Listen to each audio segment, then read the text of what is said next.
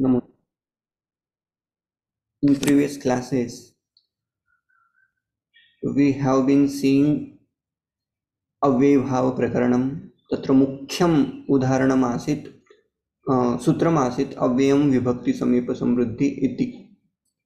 In that sutra, almost 16 examples we have covered. So विभक्ति अर्थे अधि उपसर्ग पूर्वकम अधिहरि इति रूपम. ततः संपत्ति समृद्धि वृद्धि इत्यादिषु अर्थेषु मद्राणां समृद्धिः सुमद्रं यवनानां वृद्धिर्दुर्यवनम् इत्यादिकं सर्वम् अस्माभिः अधीतम्. एकवारं तेषां जस्ट् आवर्तनं कृत्वा अग्रिमं सूत्रं प्रति गच्छामः.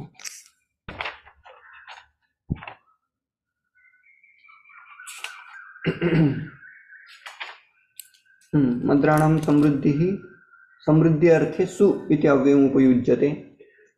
वृद्धि इत्यर्थे दुर् इति उपसर्गः. यवनानां वृद्धिः नाम समृद्धेः अभावः भवति दुर्यवनम् इति. ततः मक्षिकाणाम् अभावः अभावार्थे अथवा अर्थाभावे किम् उपयुज्यते? निर् इति अव्ययम् उपयुज्यते. मक्षिकाणाम् अभावः निर्मक्षिकम् इति. ततः अत्ययः इत्यस्य अर्थः भवति नाश अथवा passing away. So in that meaning we use अति उपसर्ग. हिमस्य अत्ययः हिमस्य नाशः अथवा हिमस्य अतितः इति अर्थः. अतिहिमम्. असंप्रति इत्यस्मिन् अर्थे अति उपसर्ग पुनः उपयुज्यते. निद्रा संप्रति न उपयुज्यते इति. न युज्यते इति अतिनिद्रम्. हरिशब्दस्य प्रकाशः इति हरि इति अथवा तत् इति शब्दः उपयुज्यते. अत्र उदाहरणम् इति शब्देन दत्तं. तत्पाणिनिः इति अपि अपरम् उदाहरणं भविष्यति. विष्णोः पश्चात् इत्यस्मिन् अर्थे अनु इति अव्ययम् उपयुज्यते. अनुविष्णु. ततः योग्यता वीप्सा पदार्थानतिवृत्ति सादृश्यानि यथा अर्थाः. यथा इति शब्दस्य अर्थाः चत्वारः अर्थाः भवन्ति. प्रथमः अर्थः योग्यता. तस्य उदाहरणं दीयते. क्रमेण स्थापयामः. रूपस्य योग्यम् अनुरूपम् इति. रूपस्य योग्यम् अनुरूपम्. द्वितीयम् उदाहरणम् अस्ति वीप्सा. वीप्साः पुनः पुनः आवर्तनं. तस्य अर्थः भवति किं वीप्सा. अर्थम् अर्थं प्रति प्रत्यर्थं. दिनं दिनं प्रति प्रतिदिनम्. एकम् एकं प्रति प्रत्येकम्. अव्ययभावस्य उदाहरणानि. वीप्सा. पदार्थान् अनतिवृत्ति नाम किम्? अनुल्लंघनं कृत्वा यथा शक्ति यथा मति यथा कर्तुं शक्यं तथा कर्तव्यम् इति अर्थे उदाहरणं दीयते. यथा शक्ति नाम किं? शक्तिम् अनतिक्रम्य, शक्ति का उल्लंघन न करके, एज पर आर स्ट्रेंथ, यथा शक्ति. एते अर्थाः केचन दृष्टाः. ततः योग्यता वीप्सा पदार्थानतिवृत्ति सादृश्य इति चतुर्थः अर्थः. तस्य कृते अग्रिमं सूत्रं दृष्टमासीत् अव्ययभावे चाकाले. उदाहरणं किम् आसीत्? हरेः सादृश्यं स हरिः इति तस्य अर्थः. सादृश्यं तत्र रूप गुण सादृश्यं यदि दृश्यते तदा सादृश्यार्थे स इति अव्ययम् उपयुज्यते. सः वस्तुतः सः इत्यस्य स्थाने अव्ययभावे चाकाले अनेन स इति आदेशः भवति. तेन स हरि इति रूपं भवति. अग्रिमम् अस्ति आनुपूर्व्य. अव्ययं विभक्ति समीपे तत्र आनुपूर्व्य इति शब्दः आयाति. आनुपूर्व्य इत्यस्य अर्थः भवति क्रमेण. उदाहरणं किं? ज्येष्ठस्य आनुपूर्वेण. अनु उपसर्गपूर्वकम् अनुज्येष्ठम् इति रूपं साध्यते. चक्रेण यौगपद्य साइमल्टेनियसली इत्यस्मिन् अर्थे उदाहरणं दीयते. सचक्रं नाम किं? सह चक्रेण अथवा सकुण्डलं सकवचम् उत्पद्यते कर्णः. नाम कर्णः कुण्डलेन सह अथवा कवचेन सह उत्पद्यते, जातः, स कवचं कर्णः जातः इति वक्तुं शक्यते। सदृशः सख्याः, सदृशार्थे पुनः स इति अव्ययमस्ति, स सखी इति तस्य उदाहरणम्। क्षत्राणां सम्पत्तिः, सम्पत्ति इत्यस्मिन् अर्थे पुनः स इति अव्ययम् उपयुज्यते।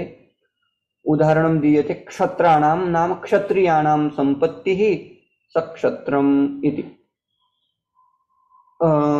सेकेंड लाभ अस्ति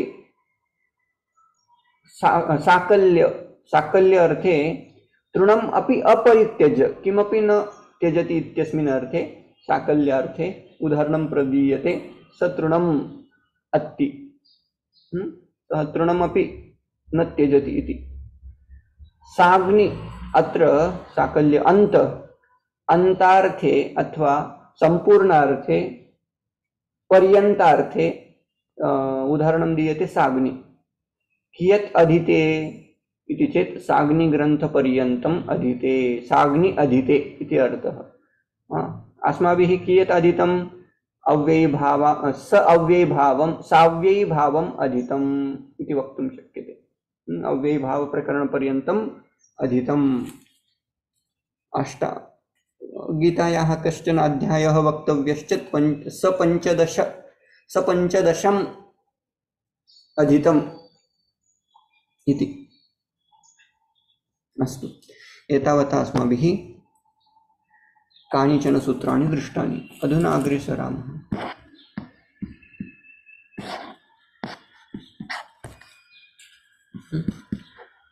अग्रिमं सूत्रमस्ति अव्ययीभावप्रकरणस्य नदीभिश्च इति सूत्रम्।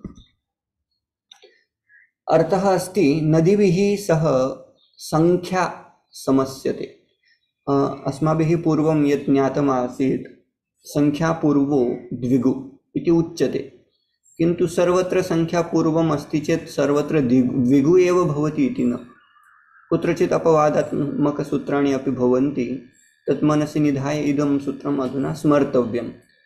नदीभिः, नदी संज्ञकाः ये शब्दाः सन्ति ते शब्दाः संख्यावाचक शब्दैः अथवा शब्दैः सह समस्यते। Now there would be samasa in between those words which express nadi, and another they will be combined with sankhya-vachak shabda. So that is the sutrartha. Sankhya-vachaka subantanam, those who are numbers, indicators of numbers, those subanta will get samasa along with nadi sauज्ञक शब्द। उदाहरणं दीयते, पंचगंगम, पंचानां गंगानां समाहारः पंचगंगम इति तस्य अर्थः भविष्यति। That place where all 5 streams of Ganga has come together। तदेव सूत्रार्थः अस्ति नदीभिः सह संख्या समस्यते, किन्तु अयं समाहारः, अयं समासः कुत्र भवति? समाहारे। समाहारे नाम समूहे। अत्र यदि समूहवाचक शब्दः वर्तते, समाहारः यदि क्रियते, तदा एव अस्य समास अनयोः मध्ये समासः भविष्यति इत्यर्थः। समाहार अर्थे अव्ययीभावः विधीयते। अयम् अव्ययीभावसमासः समाहार अर्थे भविष्यति। For example, another example we can give द्वियमुनम अथवा सप्तगंगम नाम किम? सप्तानां गंगानां समाहारः, at the meeting of the 7 Gangas. That is the arth. Now let's see how it happens. Panchanam Ganganam samahara, first example is Panchan plus Am, Ganga plus Am. Now Panchanam, this is 6th case, plural.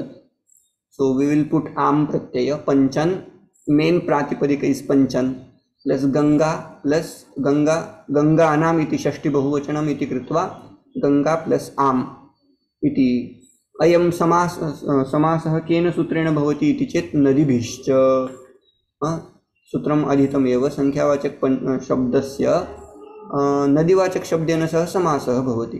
अत्र संख्यावाचक शब्दकः पञ्चन् इति। नदीवाचक संज्ञा किं प्रातिपदिकं किम् अथवा सुबन्तं किं गंगा इति नदीवाचकम्। उभयोः मध्ये तत्र किं भविष्यति समासः भविष्यति इत्यर्थः नदीभिश्च अनेन सूत्रेण।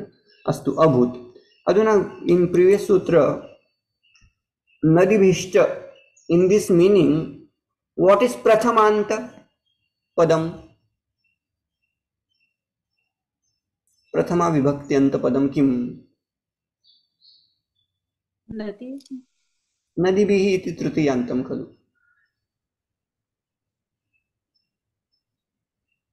नदीभिः सह संख्या समस्यते। in this meaning प्रथमा विभक्ति where do you find प्रथमा विभक्ति? पंच Sankhya word is Prathama, no? संख्या word is प्रथमांत. Here I am asking, right?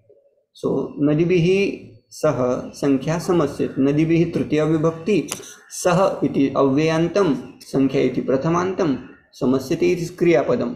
So now what was our that sutra which says prathama nirdishtam samase upasarjanam? Now in this sutra or in this meaning, which word is going to get upasarjan saudhya?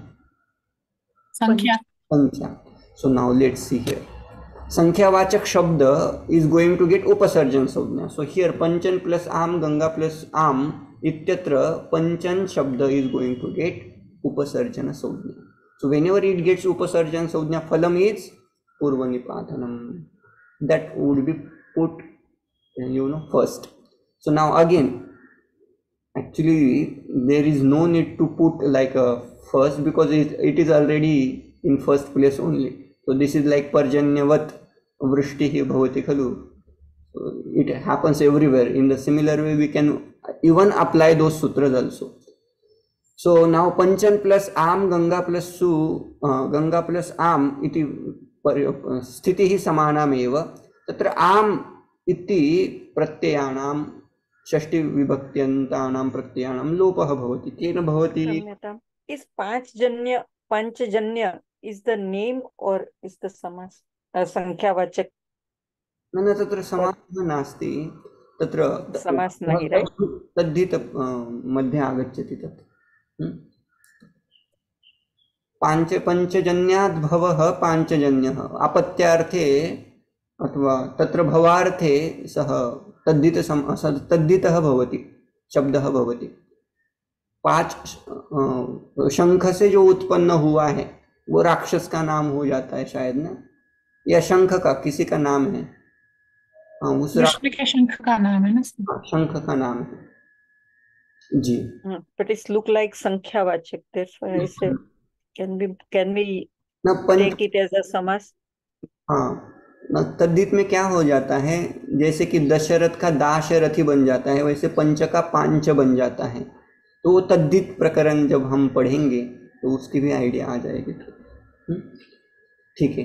अभी क्या हो गया? सुपो धातु प्रातिपदिकयोः प्रातिपदिकस्य सुपः लुक् लोपः भवति इत्यर्थः. अधुना अत्र प्रातिपदिकं पंचन अस्ति, गंगा अस्ति. प्रातिपदिकात् यत् सुबन्त प्रत्ययः भवति तस्य सुपः लोपः भवति. आम इति प्रत्ययस्य पंचन आम इत्यत्र आम अस्ति तस्य लोपः. गंगा प्लस आम इति षष्ठी विभक्ति बहुवचनस्य प्रत्यय आम तस्यापि लोपः. तेन किं भवति? अधुना अवशिष्यते पंचन प्लस गंगा इति अवशिष्यते. ततः कृत्तद्धित समासाश्रितेन प्रातिपदिक संज्ञा इत्यादिकं सर्वम् अस्ति एव. ततः नकारः वर्तते खलु. like चतुर्भुज Trilok, they are not belongs to samas, right? चतुर्भुज belongs to samas only. Dashanan belongs to this. जानन, चतुर्भुज, कंठे कालः अथवा नीलकंठः etc. they belongs to समास. we'll learn that when we will understand bahuvrihi plus dvigu then all doubts will be clear. Where were we? Here panchan plus ganga. तत्र पञ्चन् इति प्रातिपदिकं नकारान्तं वर्तते, नकारः अन्ते वर्तते, तस्य नकारस्य लोपः भवति न लोपप्रातिपदिकान्तस्य इत्यनेन। अत्र एकत्रितः वस्तुतः भवेत्, लेखन टाइपो वर्तते, न लोपप्रातिपदिकान्तस्य एकत्रितः भवेत्। नकारस्य लोपः भवति प्रातिपदिकान्तस्य नकारस्य, प्रातिपदिकसंज्ञास्य अस्ति पञ्चन् इत्यस्य प्रातिपदिकसंज्ञा, प्रातिपदिकान्तं यत् पदं तद अन्ते यदि नकारः अस्ति तस्य नकारस्य लोपः भवति अनेन सूत्रेण। प्रातिपदिकान्तस्य नकारस्य लोपः इति तस्य अर्थः। लोपः क्रियते, अवशिष्यते पञ्चगङ्गा। अधुना अस्य समूहस्य नपुंसकत्वं भवति अव्ययीभावश्च अनेन सूत्रेण। नपुंसकत्वम् अस्ति इति कृत्वा पुनः तत्र किं भवति, स्वादि उत्पत्ति इत्यादिकं तु भवति। तस्मात् प्राक् इदं सूत्रम् आगमिष्यति, तद्वदिष्यति। यदि तत्र दीर्घ स्वरान्त यदि पदम् अस्ति तत्र किं कर्तव्यं, नपुंसके रस्वः प्रातिपदिकान्तस्य। यदि रस्वः दीर्घ प्रातिपदिकम् अस्ति चेत् तस्य किं करणीयं, नपुंसके नपुंसक अर्थे रस्वं कर्तव्यं। रस्वः कृतं पञ्चगङ्ग इति अभूत्, पञ्चगङ्ग। ततः अन्यत् सर्वं सरलमेव, तद्धितसमासाश्चाणेन प्रातिपदिकसंज्ञा अस्ति एव।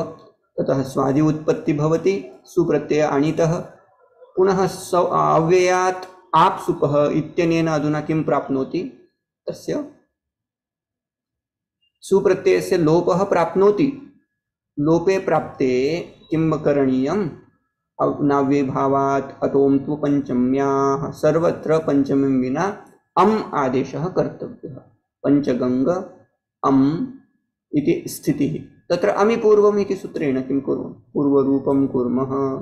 पञ्चगङ्गम् इति भवति सर्वत्र पञ्चमीं विना। तृतीया सप्तम्योर्बहुलं, तृतीया मध्ये सप्तमी मध्ये विकल्पेन पञ्चगङ्गेन पञ्चगङ्गाभ्यां पञ्चगङ्गैः, सप्तमी मध्ये पञ्चगङ्गे पञ्चगङ्गयोः पञ्चगङ्गेषु इति भवति। अन्यत्र सर्वत्र पञ्चमीं विना पञ्चगङ्गं पञ्चगङ्गं पञ्चगङ्गम् इत्यादिकं सर्वं करणीयं भवति। तथैव द्वियमुनं सप्तगङ्गम् इत्यादिकं स्मर्तव्यम्। अग्रिमं सूत्रमधुना सूत्रमस्ति अव्ययीभावे शरत् प्रभृतिभ्यः शरदादिभ्यः टच् स्यात् समासान्तः अव्ययीभावे। एतदपि सरलम् एव। शरत् इति वस्तुतः कश्चन गणविशेषः। तत्र शरदादिगणे एते शब्दाः आगमिष्यन्ति। शरद्, विपाश, मनस्, उपानः, दिव्, हिमवत्, अनडुः, दिश, दृश, विश, चेतस्, चतुर्, त्वद्, तद्, यद्, कियत् इति केचन शब्दाः। ततः तत्र गणसूत्रमपि पठ्यते। जरायाः जरस्, प्रतिपर, सम, अनुभ्यो, क्ष्णः, अक्ष्णः इति तत्र गणसूत्रं। नाम गणमध्ये एव यदि किमपि सूत्रं पठ्यते तद् गणसूत्रम् इति उच्यते। शरदादिगणे सूत्रद्वयं पठ्यते इति कृत्वा तेषां गणसूत्रम् इति। अस्तु, अर्थः किम् अस्य सूत्रस्य उच्यते। शरदादि यः गण वर्तते तत्र शरदादिगणे ये शब्दाः आगमिष्यन्ति तत्र अयं शरदादिगणस्थः कश्चन शब्दः यदि समासान्ते भवति, समासः भवति, उदाहरणं पश्यन्तु, तेन अवगच्छन्ति भवन्तः। उपशरदम्, उपशरदम् अत्र पदद्वयमस्ति। उपशरदम् पदद्वयम् अस्ति। तत्र शरद् इति शब्दः अस्ति खलु, शरदादिगणे आगच्छति खलु।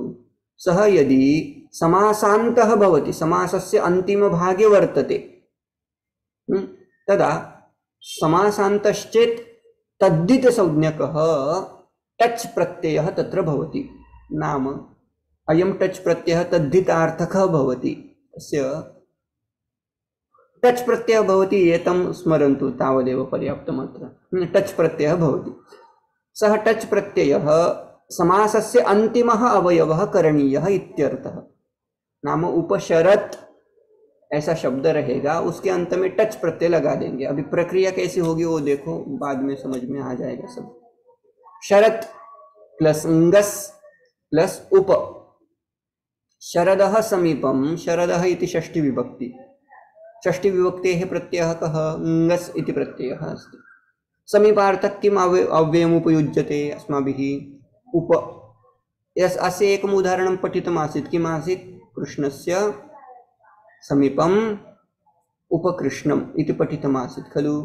अत्रापि तदेव, अत्र अपि तदेव भवति। शरद प्लस ngस प्लस उप इति स्थितिः। एकं त्यक्तं वा अस्माभिः सूत्रं, तत्त्वाधिकारसूत्रं, तस्य तावती आवश्यकता अपि नास्ति, किन्तु यदा अहम् अष्टाध्यायी.com प्रदर्शयामि तदा तस्य सूत्रस्य अपि उल्लेखं करिष्यामि। अधुना किम् उच्यते, शरद ngस प्लस उप इति स्थितिः वर्तते। अव्ययं विभक्ति समीप समृद्धि इति एकं सूत्रं, तस्य साहाय्येन तथा अव्ययभावे शरद प्रभृतिभ्य तदपि अत्रैव स्थापनीयं। तस्य साहाय्येन तत्र किं भवति, समासः भवति इत्यर्थः अस्ति। ततः अव्ययं किम् अस्ति, अव्ययपदं किम् अस्ति, अत्र उप इति अव्ययपदम् अस्ति इति कृत्वा तस्य प्रथमानिर्दिष्टं कृतमपि। प्रथमानिर्दिष्टत्वात् उपसर्जनसंज्ञा, उपसर्जनत्वात् तस्य प्राक् प्रयोगः, उपशरत् ngस इति स्थितिः। ngस इति प्रत्ययस्य लोपः भवति बाय सुपो धातु प्रातिपदिकयोः, अनेन लोपः क्रियते, अवशिष्यते उपशरत्। अधुना एतावती अयं एतादृशी स्थितिः वर्तते। अधुना अस्य सूत्रस्य प्रयोगः कर्तव्यः। अव्ययीभावे शरत् प्रभृतिभ्यः यदा समासः भवति, समासान्ते यदि शरदादिगणस्थः कश्चन शब्दः अस्ति, अत्र शरदेव अस्ति, अधुना शरदेव शब्दः अस्ति, तत्र किं कर्तव्यं, तद्धितार्थकः टच प्रत्ययः कर्तव्यः इति अर्थः। अधुना टच प्रत्ययः कृतः, टच प्रत्ययस्य वस्तुतः चकारस्य संज्ञा भवति बाय हलन्त्यं, टकारस्य संज्ञा भवति बाय चुटु इति एकं सूत्रम् अस्ति। चुटु इत्यनेन ट इत्यत्र यः ट हलन्त्य ट, तस्यापि लोपः, किम् अवशिष्यते, अकारः अवशिष्यते। अधुना स्थितिः एवम् अस्ति, उपशरत् प्लस अ, हलन्त्यम् इत्यनेन चकारस्य संज्ञा, चुटु इत्यनेन टकारस्य संज्ञा, अवशिष्यते अकारः। इत्संज्ञक यद् भवति तस्य लोपः भवति, तस्य लोपः अनेन सूत्रेण संज्ञाप्रकरणे अस्माभिः पठितमासीत् बहुदिनेभ्यः प्राक्। उपशरद, अधुना अयम् अकारः दकारमध्ये गच्छति तदा उपशरद इति रूपं भवति। उपशरद इत्यस्य पुनः नपुंसकत्वं भवति बाय अव्ययीभावश्च। नपुंसकत्वं भवति इति कृत्वा तत्र स्वादि उत्पत्तिः करणीया। स्वादि उत्पत्ति क्रियते चेत् सु इति उत्पद्यते, उपशरद सु।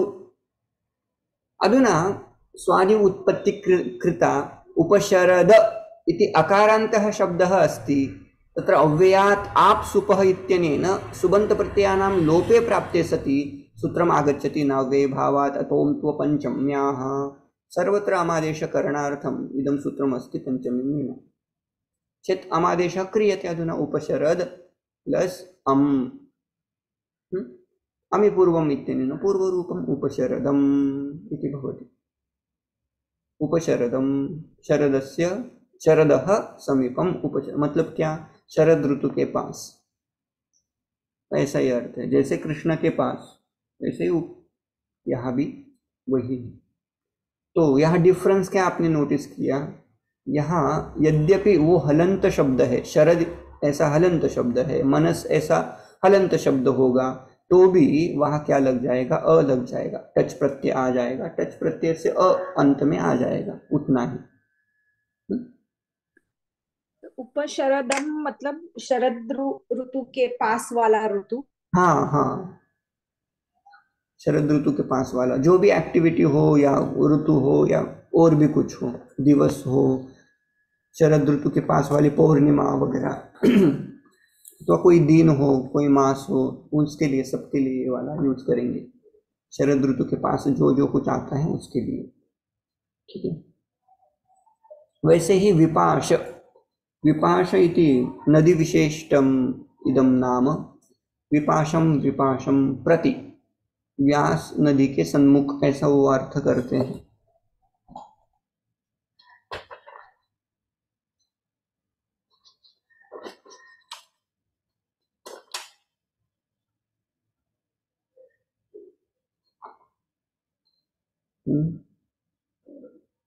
व्यास नदी के सन्मुख, ऐसा अर्थ करते हैं, ठीक है। उसका भी अभी यदि इसका यूज करेंगे हम तो अर्थ कैसे होगा? प्रति इति तत्र किमस्ति, अव्ययपदमस्ति प्रति।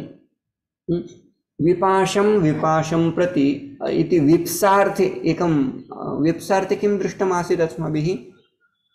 यथा योग्यता वीप्सा, योग्यता वीप्सा किमासीत् तत्र? यथा शब्दस्य अर्थाः आसन् खलु?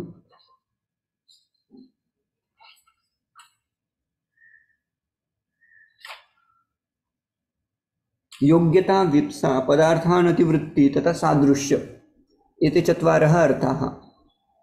वीप्सा नाम पुनः पुनः आवर्तनं, तस्य उदाहरणं प्रदीयते। अर्थम अर्थम प्रति प्रत्यर्थम, तत् प्रत्यर्थम रूपं यथा अस्माभिः साधितम्, अत्रापि तत्रैव साधनीयम्। अर्थम अर्थम प्रति प्रत्यर्थम, अत्र किं भविष्यति? विपाशं विपाशं प्रति प्रतिविपाशं, दिनं दिनं प्रति प्रतिदिनं, तदेव अत्र करणीयं। कथं भवति? उच्यते विपाश प्लस अम्, अम् इति प्रत्ययः, अम् इति प्रत्ययः द्वितीय विभक्तेः प्रत्ययः आनेतव्यः। कस्मात्? प्रति इत्यनेन सह द्वितीया विभक्ति भवति। वस्तुतः षष्ठी भवेत् तत्र विपाशस्य, किन्तु अत्र प्रति इति अव्ययत्वात् तत्र द्वितीया करणीया। हाँ, विपाश प्लस अम् प्लस प्रति इति स्थितिः। समासः केन सूत्रेण? अव्ययं विभक्ति समीप समृद्धि वृद्ध्यर्थाभावात्यय संप्रति शब्द प्रादुर्भाव यथा, यथा अर्थे प्रतिशब्दः उपयुज्यते।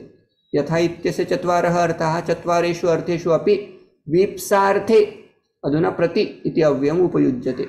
विपाश अम् प्रति इति स्थितिः। अधुना प्रति इत्यस्य किं भवति? उपसर्जन संज्ञा भवति अव्ययत्वात्। अव्ययम् इत्यस्य प्रथमा निर्दिष्टः अस्ति, इदम् अव्ययम् अस्ति प्रति इति कृत्वा तस्य उपसर्जन संज्ञा, उपसर्जनं प्राक् प्रयोगः चेत् प्रति विपाश अम् इति स्थितिः। तथा किं करणीयं? कृत्तद्धितसमासश्च तस्य प्रातिपदिक संज्ञा करणीया। सुपो धातु प्रातिपदिकयो इत्यनेन तस्य लोपः कर्तव्यः। अवशिष्यते किं? प्रति प्लस विपाश, विपाश वस्तुतः प्रतिविपाश इति अवशिष्यते। तत्र पुनः अनेन सूत्रेण किं करणीयम्? अव्ययभावे शरत् प्रभृतिभ्यः, अत्र टच् प्रत्ययः भवति, अकार तस्य अवशिष्यते। अधुना पुनः किं करणीयं? प्रतिविपाश प्लस अ, तस्य अकार कथम् अवशिष्यते? सूत्राणि इमानि, हलन्त्यं चुटु तस्य लोपः, अनेन अकार एव अवशिष्यते। किं? प्रतिविपाश प्लस अधुना तस्य सु इति स्वादि उत्पत्तिः भवति।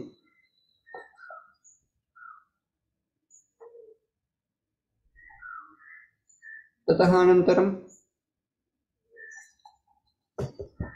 अनन्तरं किं भवति?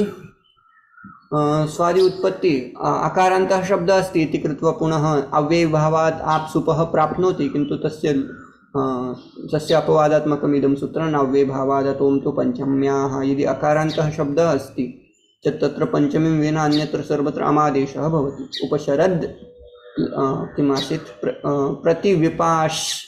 प्रतिविपाश प्लस अम्, अमि पूर्वम् अनेन पूर्वरूपं प्रतिविपाशम् इति रूपं भवति। विपाशं विपाशं प्रति इति अर्थः। विप्सा अर्थात्, विप्सा अर्थे इति वक्तव्यं वस्तुतः। अस्य प्रक्रिया एवमेव भवति। सर्वत्र समानमेव। विपाश इति हलन्तशब्दः स्मर्तव्यः। एकं वार्तिकम् अत्रैव पठ्यते। इदं गणसूत्रं मया पूर्वमेव, जरायाः जरस् इति गणसूत्रमपि अस्ति, जरायाः जरश्च इति वार्तिकमपि उच्यते। न, वस्तुतः जरस् इति सकारान्तशब्दः, तत्र टच् प्रत्ययः करणीयः, तस्य कृते इदं पठ्यते सर्वं। जरायाः जरा इति शब्दस्य स्थाने जरस् इति आदेशः भवति। उच्यते वार्तिकं किं, जरायाः जरश्च, उदाहरणं किम्, उपजरसं कथं भवति, तस्य वार्तिकार्थं पश्यन्तु। अव्ययीभावसमासे जराशब्दस्य समासान्तः टच् प्रत्ययः कृत्वा ततः जरस् आदेशः भवति। सर्वप्रथमं जरा इति शब्दः, तस्य समासः यदि करणीयः अस्ति चेत् तत्र अन्ते, यथा अस्माभिः प्रतिविपाशम् उपशरदम् इत्यत्र टच् प्रत्ययः कृतः, टच् प्रत्ययः कर्तव्यः, ततः अनन्तरं जरस् आदेशः कर्तव्यः इत्यर्थः। जरा प्लस् ङस् इति षष्ठ्यन्तप्रत्ययः जरायाः समीपम् इत्यस्मिन् अर्थे। जरायाः समीपम् इत्यत्र जरा इति ङस् इति षष्ठ्यन्तम्, उप इति अव्ययम्, केन भवति समासः, अव्ययं विभक्ति समीप समृद्धि इत्यनेन। उप इति प्रथमान्तम् अस्ति इति कृत्वा तस्य उपसर्जनसंज्ञा, उपसर्जनं पूर्वम् इत्यनेन तस्य प्राक् प्रयोगः। उप जरा अङ्गस् सुपः लुक् भवति, अवशिष्यते उपजरा। ततः अनेन सूत्रेण अव्ययीभावे शरत् प्रभृतिभ्यः अनेन सूत्रेण तत्र टच् प्रत्ययः भवति। वस्तुतः अनेन सूत्रेण प्लस् अस्य वार्तिकस्य सहाय्येन जरायाः जरश्च इत्यस्य सहाय्येन अपि वक्तव्यम्। उपजरा टच् इति स्थिति, टच् प्रत्ययस्य आकारः अवशिष्यते, किन्तु जरायाः जरश्च किं वदति, जरा शब्दस्य स्थाने जरस् आदेशः कर्तव्यः।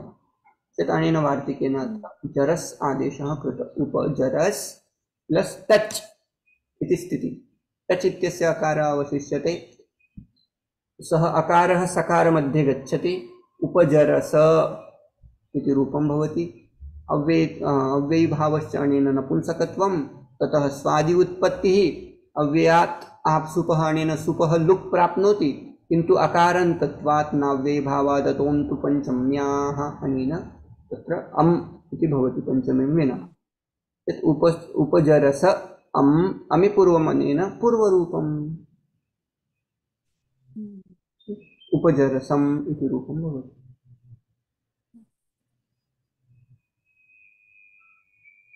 चत्वारि सूत्राणि अवशिष्टानि। 5 निमेषाः एव सन्ति।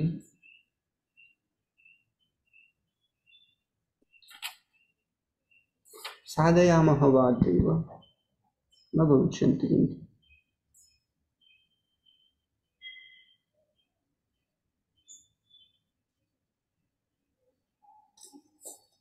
अस्तु, यथा करणीयम्। अग्रिमं सूत्रमस्ति अनश्च। अन्नन्तात् अव्ययीभावात् टच् स्यात्। नाउ अधुना टच् प्रत्ययः तस्य प्रकरणमेव अनुवर्तते। टच् प्रत्ययः भविष्यति, कुत्र कुत्र भविष्यति, अव्ययीभावे शरत् प्रभृति, शरत् प्रभृति शरद्गण वर्तते, तत्र गणस्थः कश्चन शब्दः यदि आगच्छति तत्र टच् प्रत्ययः कर्तव्यः। तथैव जरायाः जरस्, जरस् इति जरा शब्दस्य स्थाने टच् कर्तव्यः, जरा शब्दस्य स्थाने पुनः जरस् इति आदेशः कर्तव्यः, तदुक्तम्। अधुना तृतीयम् अस्ति अनश्च। उच्यते अन्नन्तात् नाम किं, यस्य अन्ते अन् प्रत्ययः भवति, अन् शब्दः वर्तते, यथा राजन् इत्यत्र अण्णन्त शब्दः अस्ति। अन्नन्तात् शब्दात् अव्ययीभावात्, अव्ययीभावसमासे टच् प्रत्ययः भवति। उदाहरणं किं, राज्ञः समीपम् उपराजम्। अधुना राजन् इति शब्दः षष्ठीविभक्तेः ङस् प्रत्ययः वर्तते, ततः उप समीपार्थे उप इति अव्ययमस्ति, तस्य उपसर्जनसंज्ञा अपि अस्ति इति कृत्वा उपसर्जनं प्राक् प्रयोगः तस्य उपराजन्गस् इति स्थितिः। सुपो धातु प्रातिपदिकयोः तस्य लोपः उपराजन् इति अवशिष्यते। तत्र अधुना अनश्च अनेन सूत्रेण किं कर्तव्यं, टच् प्रत्ययः कर्तव्यः। उपराजन् प्लस् टच् इति स्थितिः। टच् कृतः टच् इत्यस्य आकारः अवशिष्यते। उपराजन इति अधुना प्राप्तम्। वस्तुतः अत्र पुनः यचिभम् अनेन भ संज्ञा भवति। अल्लोपो नः इत्यस्य अन् इति भागस्य वस्तुतः अन् भाग मध्ये यः नकारः भवति खलु तस्य लोपः प्राप्नोति अनेन सूत्रेण। अल्लोपो नः, सः लोपः न करणीयः इति कृत्वा तल्लोपे प्राप्ते सति अग्रिमं सूत्रम् आगच्छति नस्तद्धिते। उच्यते न अन्तस्य भस्य टेः लोपः, टे भागस्य लोपः भवति इति अर्थः। अत्र वस्तुतः एवं स्थापयामि।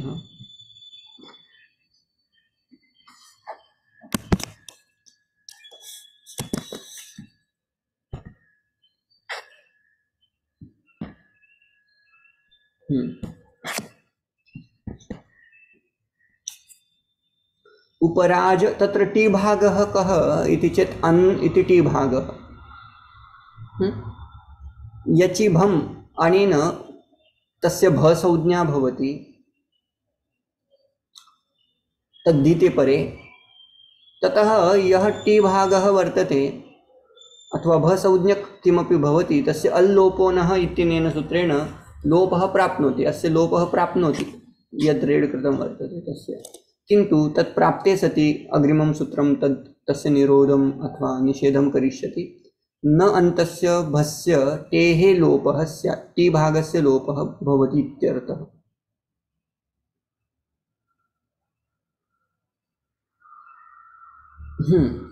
अधुना टी भागस्य लोपः करणीयश्चेत् किम् अवशिष्यते? उपराज अन् इत्यस्य लोपः तत्र भवति। अन् इत्यस्य लोपः भवति चेत् किम् अवशिष्यते? उपराज उपराज प्लस अ। किं किं गतं हम पुनः एकवारं दर्शयामि। अत्र उपराजन इति स्थितिः आसीत्। उपराजन इत्यत्र मया टी इति सूत्रं पूर्वम् एकवारं सन्धिप्रकरणे अस्माभिः अधीतम् आसीत्। टी संज्ञा कस्य भवति? यदि कश्चन अकारान्तः शब्द उच्यते, यथा राम, राम इत्यत्र यः अकारः तस्य टी संज्ञा भवति। अथवा यदि कश्चन हलन्तः शब्दः अस्ति तस्य अन्तिमः स्वरः यः भवति तत् स्वरारभ्य हलन्तवर्णस्य अपि टी संज्ञा। अत्र टी संज्ञक किम् अस्ति? अण् इति भागः टी संज्ञक अस्ति खलु। एतत् पश्यन्तु, उपराजन् प्लस अ इति स्थिति वर्तते। टच् प्रत्यये अयं तद्धितार्थकः अयं टच् प्रत्ययः अस्ति। वस्तुतः टच् प्रत्ययस्य आकारः अवशिष्यते। यचिभम् अनेन भ संज्ञा भवति। अस्य भ संज्ञक अस्ति। भ संज्ञक यत् किमपि भवति अल्लोपो नः अनेन तस्य नकारस्य लोपः प्राप्नोति। तत्प्राप्ते सति केवल नकारस्य लोपः न करणीयः, तत्र अन् भागस्य लोपः करणीयः। तत्करणार्थे इदम् अग्रिमं सूत्रम् अस्ति नस्तद्धिते। नान्तस्य भस्य टेः लोपः भवति। सम्पूर्णस्य टी भागस्य नाम अन् इत्यस्य लोपः भवति। तत्र तथा दर्शयामि अपि। अन् इत्यस्य लोपः करणीयः। किम् अवशिष्यते? उपराज अन् गतः अवशिष्यते अ इति स्थितिः। अधुना